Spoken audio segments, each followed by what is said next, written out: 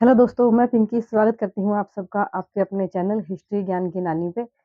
और हम जो कर रहे हैं हम कर रहे हैं हरियाणा का इतिहास। हमारी सीरीज चल रही है हरियाणा के इतिहास की और आज जो है ये हमारी छठी क्लास रहने वाली है।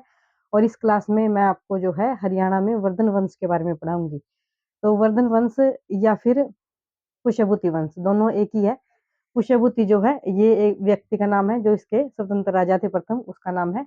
और वर्धन जो है कुशवुती वर्धन यानी कि ये इनका गोत्र है। ये सभी जो है अपने नाम के आगे वर्धन लगाते थे। ठीक है, तो इसको अपन शुरू करते हैं। इससे पहले जो है इसके नरवर्धन, राज्यवर्धन और आदित्यवर्धन जो है शासक हुए हैं। कुशवुती ने इसकी स्थापना की थी। कुशवुती कब की थी? 500 505 में। 505 में कुशवुती ने इसकी स्थापना की थी। तो 505 से जो है 580 तक इसके जो है राजा हुए नरवर्धन, राज्यवर्धन और आदित्यवर्धन। नरवर्धन, राज्यवर्धन, आदित्यवर्धन। ये लेकिन ये लोग है ना, मतलब इतने ज्यादा प्रभावशाली नहीं थे। मतलब ये किसी न किसी के अंडर में जो है कार्य करते थे, स्वतंत्र नहीं थे। तो इसका जो पहला स्वतंत्र राजा हुआ वो कौन हुआ, उसके बारे में अब आप बात करते हैं।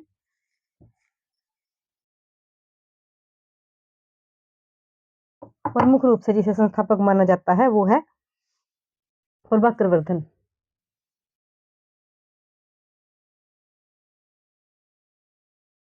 प्रभाकरवर्धन ये प्रथम स्वतंत्र राजा हुआ। ये 580 में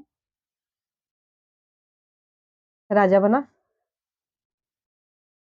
और ये 605 ईस्वी तक रहा।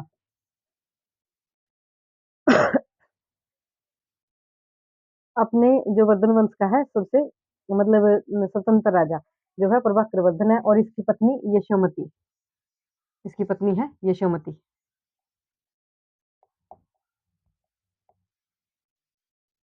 तो अब इनके बारे में जो है आगे बात करते हैं। इनके 3 बच्चे हुए।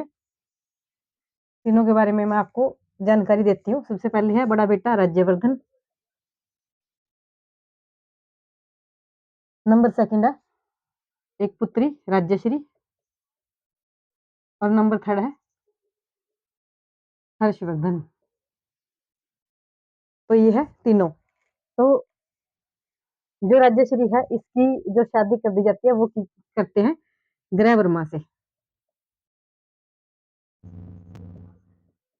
ग्रह वर्मा या ग्रह वर्मन कहा जाता है। ये मोखरी वंश का राजा है। और कहाँ शासन करता है? ये यूपी में जो कन्नौज है वहां जो है इसका शासन था, कन्नौज में। उसके बाद आप बात करते हैं राज्यवर्धन के बारे में। राज्यवर्धन जो है 605 ईस्वी में प्रभाकरवर्धन की मृत्यु हो गई और जो राज्यवर्धन है वो राजा बना 605 ईस्वी में।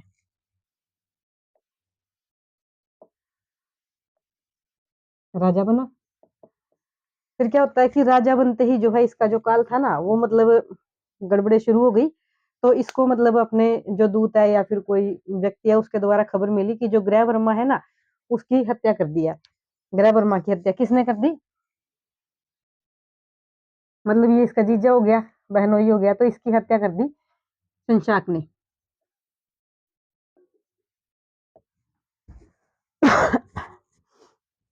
इसने हत्या की, शंशाक ने हत्या कर दी इसकी।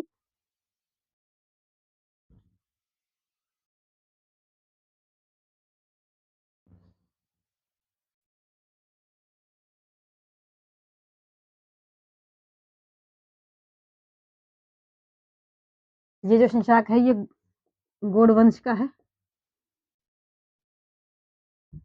और इस किसके साथ मिलकर के की? इसका जो दोस्त है वो है मालवा का देवगुप्त।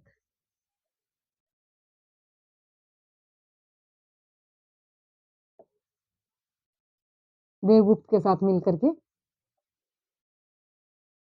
मिलकर जो है इसने इसकी हत्या कर दी। ठीक है, तो जैसे ही राज्यवर्धन को पता चला तो राज्यवर्धन जो है अपने 10,000 सैनिकों को लेकर के निकल लिया अपनी बहन का बदला लेने के लिए। इसने मतलब शंशाक ने और देवगुप्त ने मिलकर के ग्रह वर्मा की हत्या की और राज्यश्री को जो है इन्होंने अपहरण कर लिया था, राज्यश्री को उठा करके ले गए थे। तो राज्यवर्धन पहुंचता है तो ये क्या करता है कि जो मालवा का जो देवगुप्त है ना उसकी हत्या कर देता है ये, और ये जो शंशाक है ये फिर हत्या कर देता है देव राज्यवर्धन की। तो अब फिर से मतलब बदला तो पूरा नहीं हुआ इसका, तो ये बच गया, शंशाक रह गया, और जो है इसका कन्नौज राज्य है इस पर शंशाक ने कब्जा कर लिया था। तो जैसे ही मतलब इसको हर्षवर्धन को खबर मिलती है कि इसके भाई की जो है हत्या कर दी गई है, तो इसका जो राज्याभिषेक किया जाता है वो किया जाता है 606 ईस्वी में। 606 ईस्वी में इसका राज्याभिषेक किया, यानी कि ये राजा बना। और राजा बनते ही मतलब भाई की मृत्यु के बाद जो है ये राजा बना, और राजा बनते ही ये भी निकल लिया फिर जो है इसको शंशाक को मारने के लिए। तो इसने जाकर के जो है शंशाक की हत्या कर दी, इसने शंशाक को खत्म कर दिया। तो अब जो मोखरी ये था, मोखरी वंश का जो कन्नौज है उस पे, और जो इसका जो है गोड़ वंश का जो ये मतलब इसका जो एरिया है और इसका जो एरिया है मालवा वाला, तो इन सब पे जो है यूपी, ये यूपी में पड़ते हैं और ये कन्नौज भी यूपी में है। इनकी जो राजधानी है वो अपनी मतलब कुरुक्षेत्र में जो अपना थानेसर है वहां पे इनकी राजधानी थी। तो यहाँ पे भी और फिर यूपी वाली साइड भी मतलब इसका जो राज्य विस्तार है वो काफी ज्यादा हो जाता है और ये बहुत महान और प्रसिद्ध जो है राजा बन जाता है। तो इस तरह से जो है इसकी दो राजधानियां बन गई। इसने पहली राजधानी अपनी बनाया थानेसर को, और जो दूसरी राजधानी बनाया इसने कन्नौज को। प्रथम राजधानी ये, और सेकंड जो बनाया इसने कन्नौज को बना लिया, क्योंकि वो भी तो इसी ने देखना था ना, फिर उनका कोई राजा नहीं था, इसकी बहन की तो तभी शादी थी, उसका कोई बच्चा भी नहीं था, तो इसीलिए ये वहां पे भी जो है राज करने लग गया। तो अब आप बात करते हैं हर्षवर्धन के बारे में।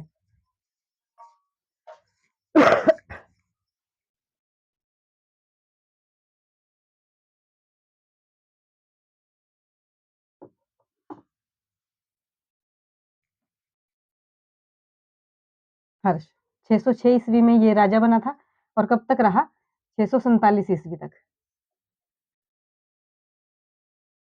ये इसका शासनकाल है, 606 से 647 ईस्वी तक। और ये ना 16 वर्ष की उम्र में जो है राजा बना था।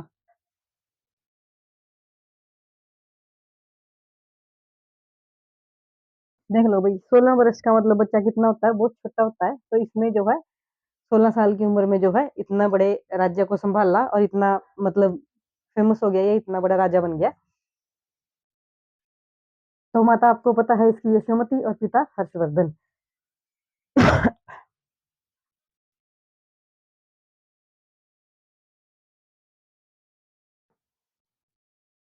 ये मतलब एक बहुत ही विद्वान और बुद्धिमान था, शिक्षा के हिसाब से एजुकेटेड बंदा था,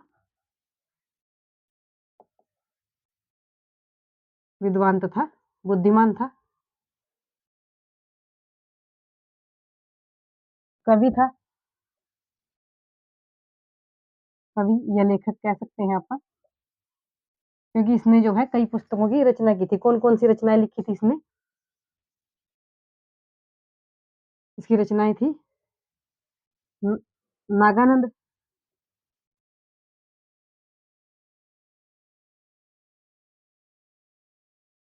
रत्नावली और प्रियदर्शिका।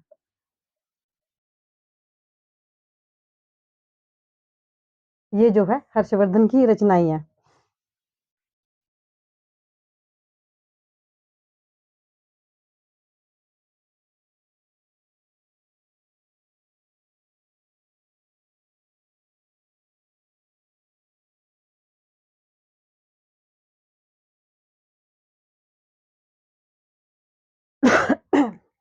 लिखते चलिएगा, ये जो क्वेश्चन आते हैं एग्जाम में पूछा जाता है, हर्ष की रचनाएं जो है। और इसके शासनकाल में जो है बाणभट्ट आया था भाई ना। बाणभट्ट तो इसका दरबारी कवि था। आया कहाँ से था, वो तो यहीं से था। दरबारी कवि कौन था, बाणभट्ट। और आया कौन था इसके दरबार में कौन आया था, चीनी यात्री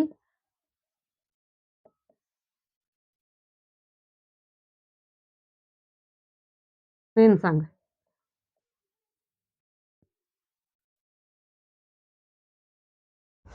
चीनी यात्री ह्वेनसांग जो है इसके शासनकाल में आया था।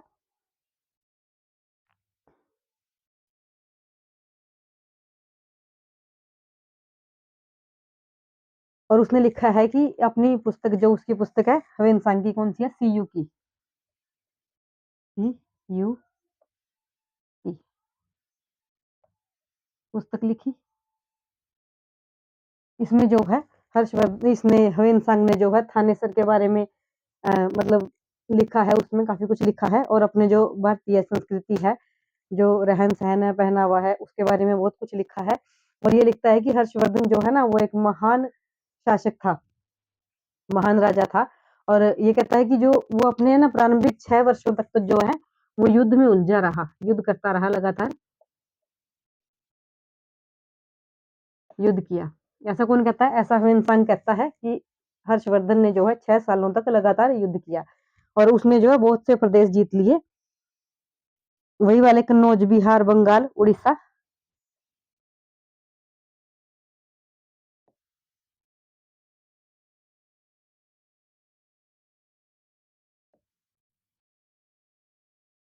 उड़ीसा ये सब प्रांतों पे जो है हर्षवर्धन ने अधिकार कर लिया, मतलब अपने राज्य का जो है बहुत ज्यादा विस्तार किया इसने। और ह्वेनसांग इसके जो शासनकाल में है ना हूण आक्रमण करते थे, वही हर्षवर्धन के शासनकाल में हूण आक्रमण करते थे। लूटपाट करने के लिए जो है हूण आते थे, मतलब पहले वो लोग है ना चीन में आक्रमण करते थे, फिर चीन के राजा ने क्या किया, चीन की दीवार बनवा ली और हुनों ने क्या किया, मतलब हमारे देश की तरफ जो है, हमारे भारत की तरफ अपना मतलब रुख कर लिया। पहले वो चीन में लूटपाट करने आते थे, हर साल आ जाते थे और उनको जो है लूट करके चले जाते थे। फिर जब वो चीन की दीवार बन गई तो वो लोग जो है अपन मतलब भारत में आने लगे लूटने के लिए। तो हर्ष के शासनकाल में जो है हूण आते थे, हूण आक्रमण करते थे। देखो कैसे याद करेंगे, है से हर्षवर्धन, है से हवेनसांग आया, है से हूण आक्रमण करते थे।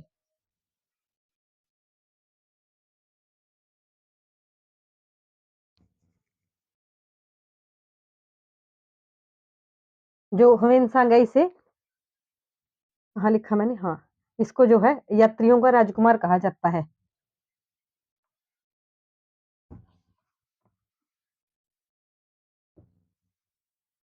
इसे जो है क्या कहते हैं, यात्रियों का राजकुमार।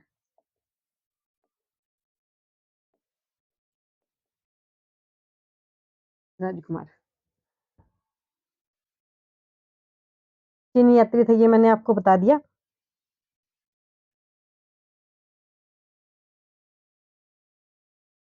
ये जो है ये 629 ईस्वी में जो है भारत के लिए चला था।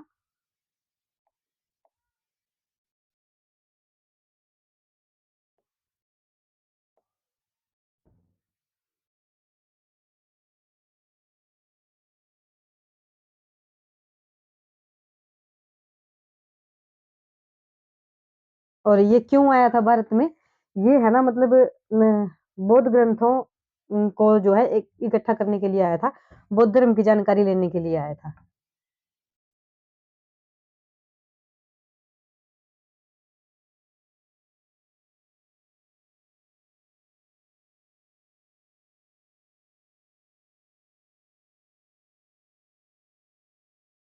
बौद्ध धर्म के बारे में जानने के लिए आया था और इसने है ना 2 वर्षों तक जो है, 2 वर्ष तक नालंदा विश्वविद्यालय में शिक्षा ग्रहण की थी।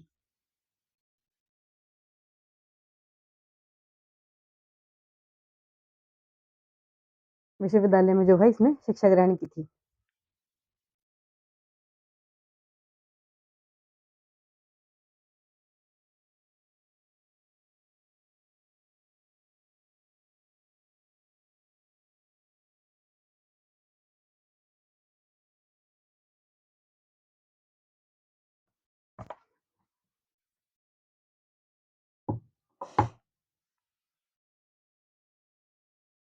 629 में आया था ये हवेनसांग जो है, और 644 ईस्वी में वापस चला गया था।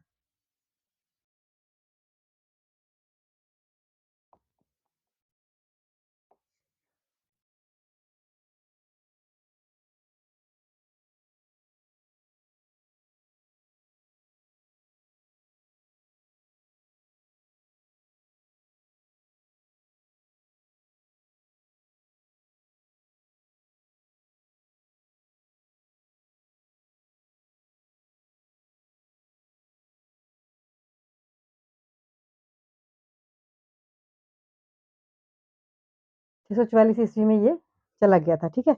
तो ये था अपना हर्षवर्धन के बारे में जो है, और ह्वेनसांग के बारे में मैंने आपको पढ़ाया है। और मैंने ये जो जितना कुछ भी आपको पढ़ाया है ना, ये मैंने किया है 6th क्लास की जो अपनी एनसीईआरटी की बुक है, सॉरी 7th क्लास की, हाँ 7th क्लास की एनसीईआरटी की बुक है जो, उसमें से मैंने ये आपको पुष्यभूति वंश के बारे में जानकारी दी है। अगर आप लोग ने लिखा है तो ठीक है, अदरवाइज आप रिवाइज करना चाहते हैं, मेन पॉइंट मैंने आपको बताया, सारा नहीं बताया। अगर आप डिटेल में पढ़ना चाहते हैं तो आप 7th क्लास की एनसीईआरटी की बुक लेकर के आप इसको अच्छे से कवर कर सकते हैं।